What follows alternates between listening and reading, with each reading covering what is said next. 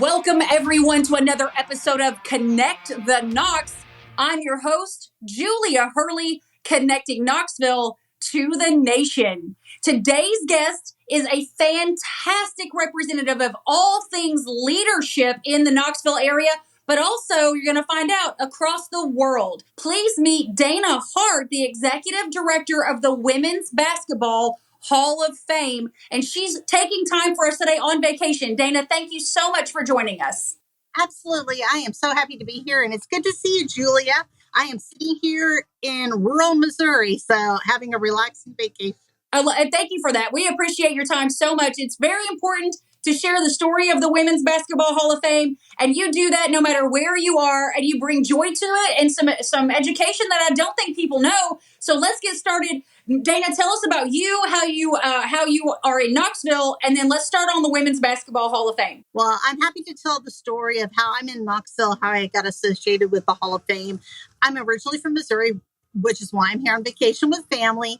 But I moved to Tennessee probably about 28 years ago. And my husband and I were living outside of Nashville. I was working in Nashville at the time. And we decided we needed to either move to Nashville or to Knoxville and kind of look at the choices. And so we looked at all the options and we chose Knoxville and do not regret it. We've been there, like I said, 27, 28 years. We absolutely love East Tennessee. It is a wonderful area, the most welcoming people you will ever find. So many variety of activities to do and a great community. So I ended up at the Hall of Fame. Actually, I was brought in by one of the original founders of the Hall of Fame, which is Julia Hurley. She was the president and CEO of Knoxville Sports Corporation. And originally the Hall of Fame was supposed to be in Jackson, Tennessee and West Tennessee because of the AIAW tournaments at the time, which was the predecessor to the NCAA Final Four. And so, unfortunately, Jackson, I guess fortunately for us, Jackson was unable to raise the funding to build the Hall of Fame. And so Julia Hurley with the Sports Corp and her good friend, Pat Summitt, which I think people know from the University of Tennessee, they said, let's bring it to Knoxville. And within a year, they had raised $10 million with the community's help to build the Hall of Fame there in downtown Knoxville. God, that's such a good, Pat Summitt could do anything. Pat Summitt could do anything. And not only that, Pat Summitt could motivate you to do anything or to at least think you could do anything. Pat was a very good friend of mine, a great coach. She was a founding board member of the Hall of Fame, very actively involved. And even after she was diagnosed with Alzheimer's, she brought her caregivers to the Hall of Fame on her own just one day unannounced. And she said, I want them to see me, the coach, because they know me, the person, which is the totally opposite of what most people do. They know Pat the person or Pat the coach, but not Pat the person. And so I thought that was very nice of her to want to share her history within women's basketball with her caregivers. You have a big responsibility in Knoxville to maintain really and truly the image of women's sports. And I don't know anyone that would have ever filled that position better, even in Jackson. I think it was a meant to be situation. You are truly the beacon of women's sports education and growth in this area, in this market, carrying Pat Summitt's torch forward of making sure that we have eyes on the prize, which is understanding that women can. Absolutely. And Julia, thank you for saying that. I appreciate your kind comments. The Women's Basketball Hall of Fame means the world to me. I'm going on 23 years there. I started about 2 years after it was established there in Knoxville, Tennessee. And we've really grown, not just the physical structure and what is inside, but our outreach. I mean, that is so important. Yes, we are based in Knoxville, but more than that, we are an international Hall of Fame. We recognize coaches, players, contributors, veterans, and officials from around the world. And I think that is so important to know. And we represent that in the Hall of Fame.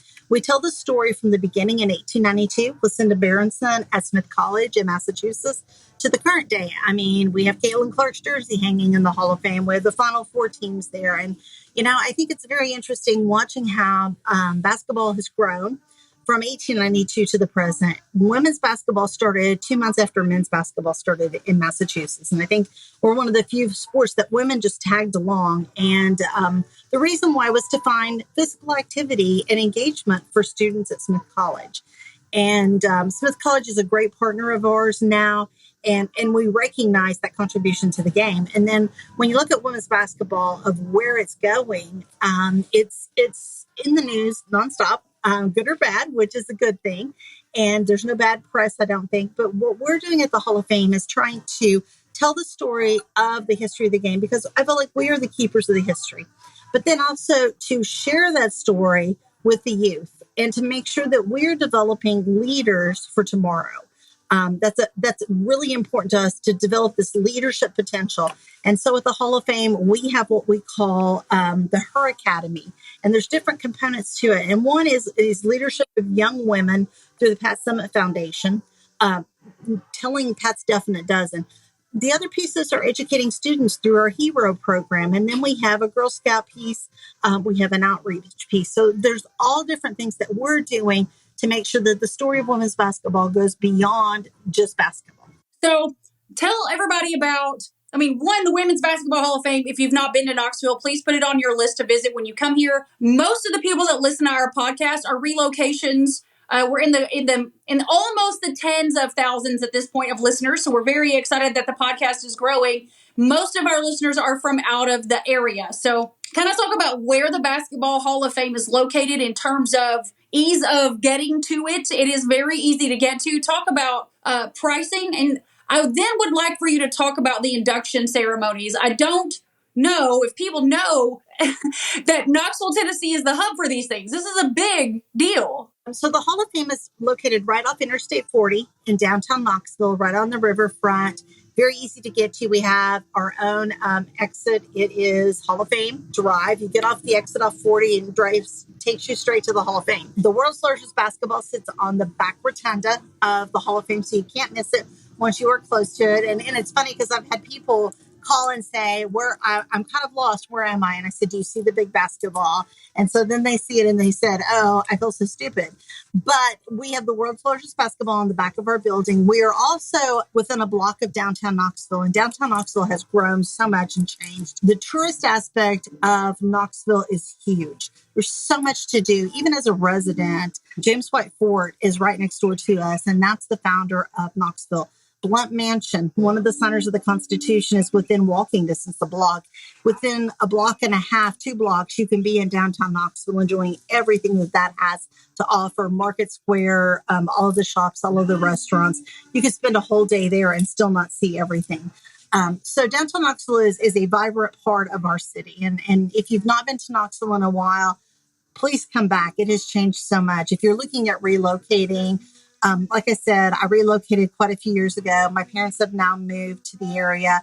You can't beat Knoxville, Tennessee. The weather is great. The people are great. There's so many opportunities in Knoxville. So let's talk a little bit about admission for the Hall of Fame. Currently, our admission is $7.95 for adults, $5.95 for youth and seniors, and children under the age of 5 are free. So we are very reasonably priced. I would say allow 45 minutes to an hour to go through the Hall of Fame. It is a self-guided tour, but you are welcome to take a guided tour if we have advance notice. We also do special group rates for groups over 25. And then I'll talk a little bit about our induction ceremony. So every year we induct another class of Hall of Famers into the Hall of Fame. It's a very special time. This past year, we had 7 inductees. We had our induction ceremony April 26th. You can go to the Hall of Fame YouTube channel and WBHOF and see our induction ceremony. I invite you, if you're a basketball fan or if you're just somebody looking at empowering women and girls, to take a look at it. Our induction ceremony is about an hour and a half long, and it represents all that's good about basketball. And I'll talk about last year because we don't know who's going in the class this year, and I'll talk a little bit about that. So our inductees last year were Simone Augustus, Maya Moore, Taj McWilliams Franklin, Renee Scoville, Sue Phillips, and Violet Palmer. It was such a dynamic, diverse class. And they bonded immediately. So not only was it an interesting basketball class, but it was like a family when they left. And that's really what we want. And we want that feel when people come to the Hall of Fame. The induction ceremony is held at the Tennessee Theater, which is the theater of Tennessee. The state of Tennessee's theater is a historic theater, beautiful on the inside. I mean, it's just breathtaking. And so our ceremony is held there. It is streamed on ESPN Plus. It is broadcast on ESPNU 5 times after the ceremony. Like I said, you're welcome to see that on our YouTube channel. And it is a great opportunity for men, women, and children to come and experience all that's good about basketball. I mean, I feel like with our induction ceremony every year, you will laugh, you will cry. I still get shivers when I see some of the guests speak, and it's just a great moment. This year, we also honored the Cheney State 1981-82 basketball team. They were the first team from a historical Black college that played in the Final Four. And they played in 1982 at the Final Four, which was the very first NCAA women's Final Four.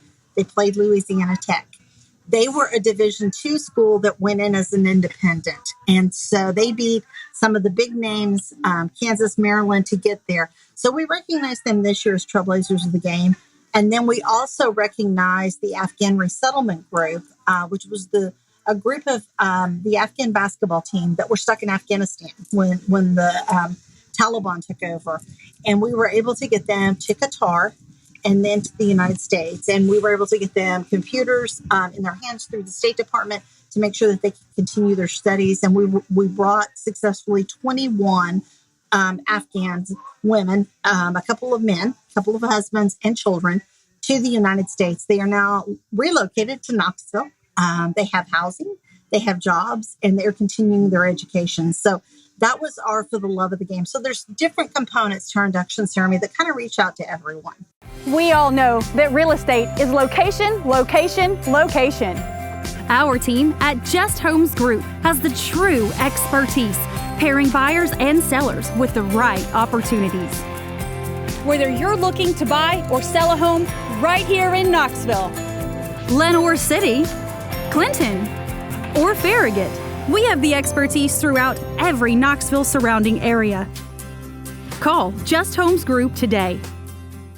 The one that hit me the biggest, the induction ceremony, was 2 years ago, and it was the first time my stepdaughter was old enough to go, but old enough to also understand, right? So I wanted to make sure to take her. So we got tickets and we took her. Thank Channel 6 News. Channel 6 News, thank you so much. So it was the story of the Dust Bowl, And I sat there, and she's a basketball player, loves the game, really has a good appreciation for it. She's a post. She's very tall for her age, very tall. But I started crying, and my husband looks over and he's like, "Are you okay?" And I'm like, "I don't know." I was like, this is such a beautiful story. I had no idea that all of these women that are still standing today,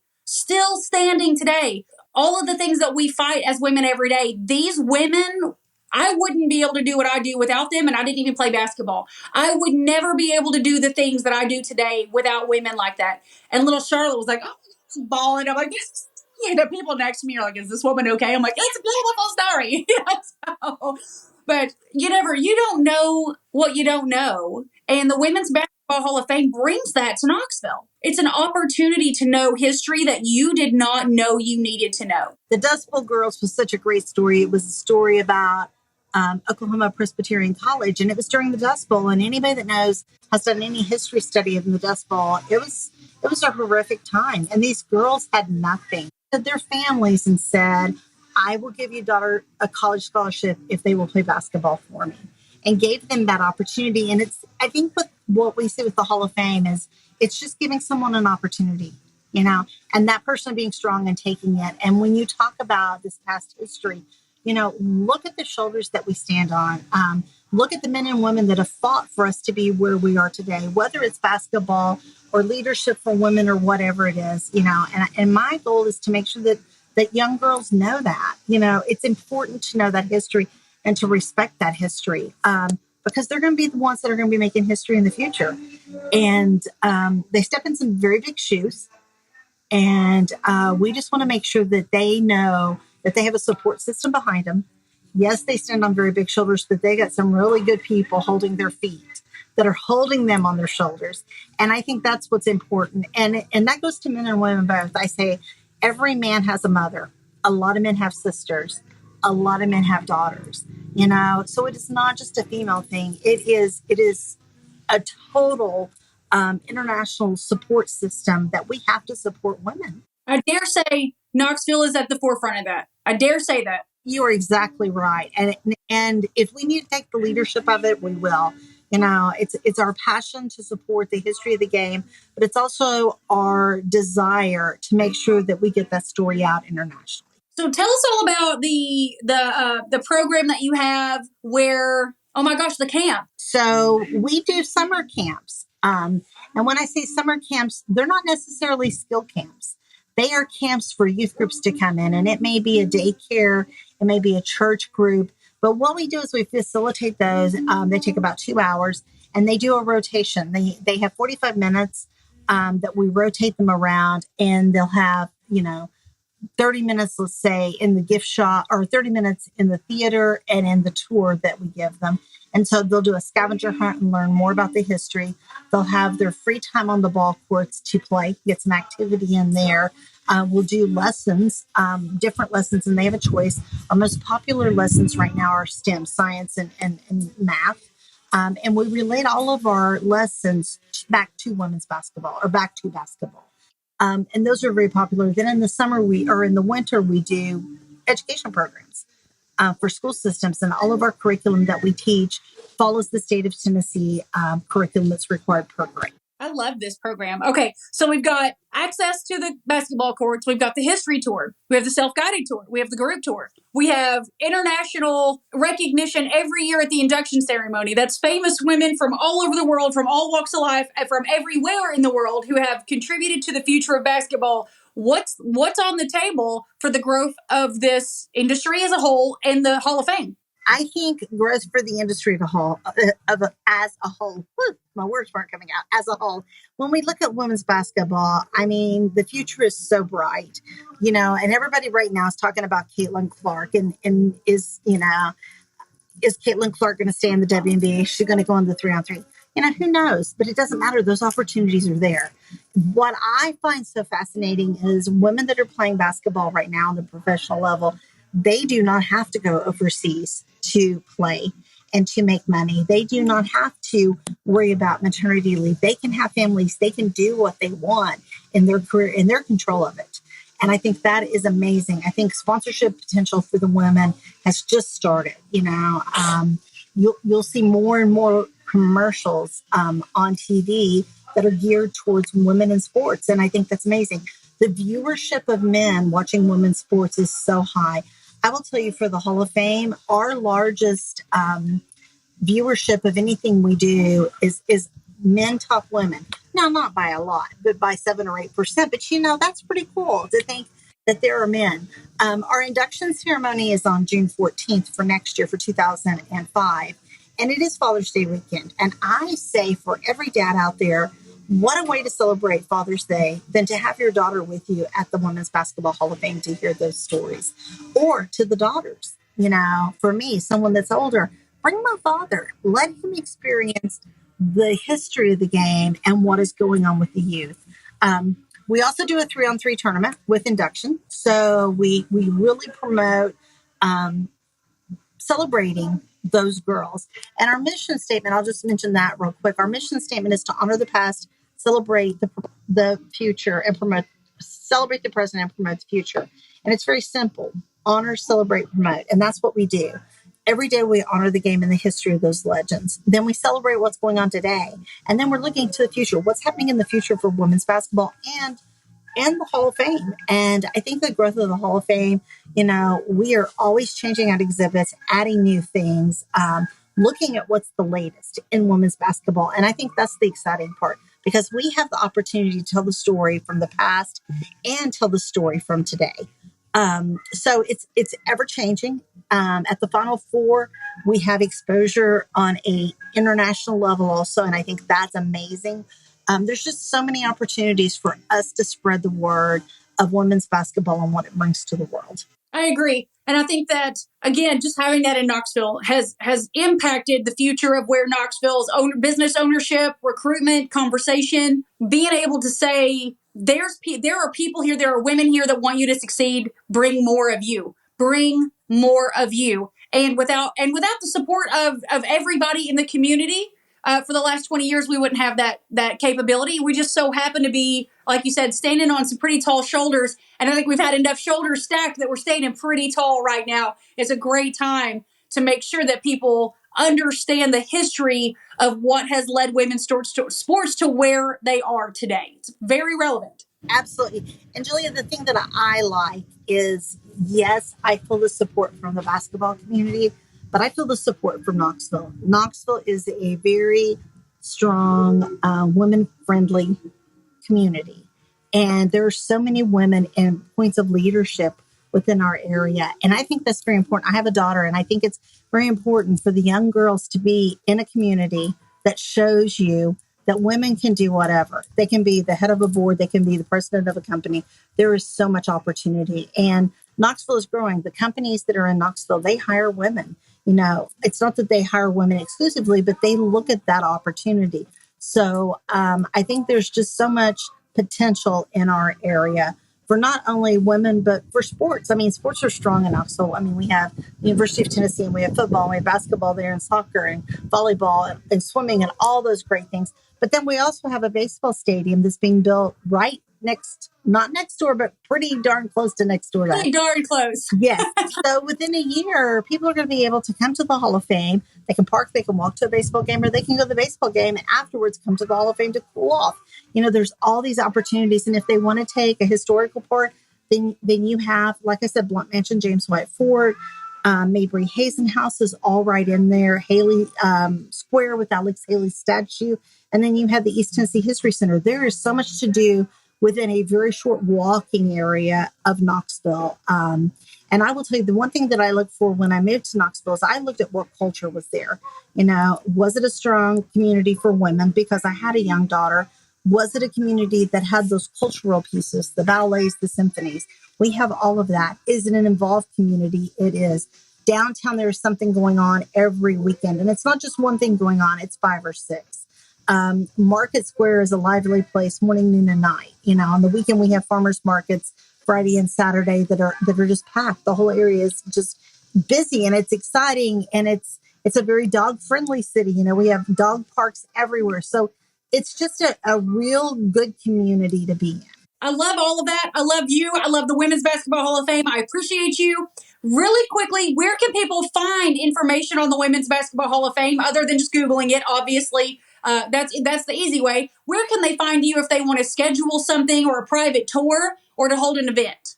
Sure. They can call us at the hall, 865-633-9000, or they can email me. My email is dhart, H-A-R-T, @wbhof.com. I'm happy to answer questions about the Hall of Fame, women's basketball, or even about our community. I've talked to people and shared areas that are good. You know, if they are bringing children in, you know, where do they want to be? Where are the opportunities? I'm happy to promote Knoxville any way I can. Yeah, I love that. Thank you. Fire round. Are you ready? Yes. Favorite restaurant? Texas Roadhouse. Really? I love their ribeye steak. Love it. Yes. Their rolls. The butter is... And they have amazing baked sweet potato. That's also, you know what? That's very true. They do have the best baked potatoes in Knoxville. Yeah. Yeah, you got me on that one. That's the first time I've had that. That's the first time. And now I'm going to go get a side salad and a sweet baked potato. That actually sounds delicious. There we go on that. Favorite pub or brewery? Balter. Ooh, they have a great brunch as well. And their beer has a higher alcohol content, I hear. Rumor has it. Get a great little sampler. Okay, next one.